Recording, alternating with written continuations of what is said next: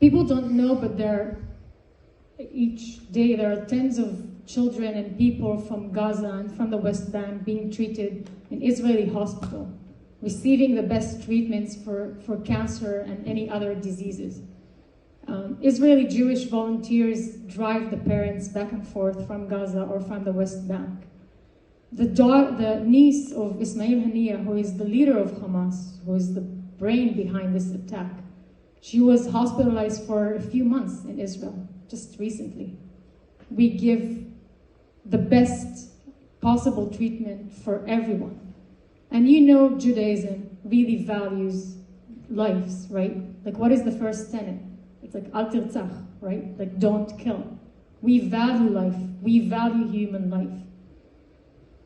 People don't know, but there are thousands of Gazan employees entering Israel every day to work through the Kerem Shalom checkpoint, right? It's the same place, border crossing, that the militants also used to infiltrate Israel. Thousands of them. They're working in Israel every day. Egypt didn't open its border to let the employment in. And they're calling Israel an apartheid. They're calling Israel making ethnic genocide. And this point is actually like puzzling for me, because 25% of the Israeli population is actually Arabs.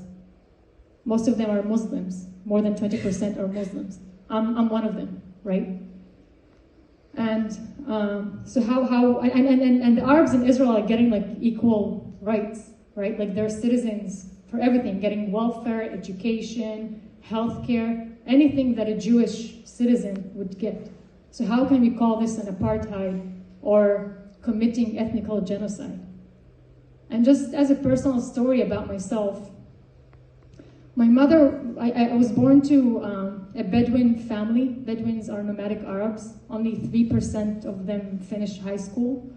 My mother is penniless and illiterate. She doesn't know reading and writing because her parents didn't believe that women have the right to go to school.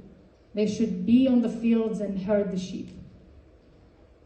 Israel, after it was founded, it forced all children to go to school. It's like mandatory. And it couldn't stand that there are girls who are not getting educated.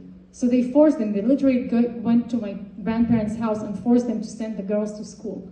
This is why my only two younger aunts know reading and writing. If not Israel today, probably I wouldn't be alive, because I also got death threats from my uncles,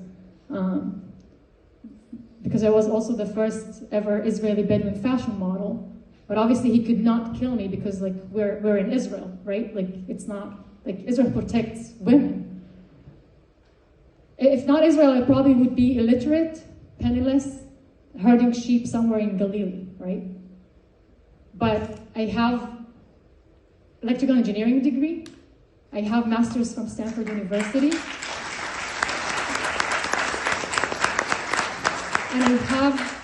And I have my rights to live my life the way that I wanted to live them, right? Israel, my mother was a single mom. I have 9 siblings. It's a very long story, from the same dad. And we lived on welfare. Israel gave us everything that it could give us, even though we were Arabs. And people are talking about apartheid and ethnical genocide. It just doesn't match the truth. It doesn't match the reality. They need to go and read the facts. And it's funny that sometimes it comes from intelligent students at elite universities saying this kind of nonsense. Thank you.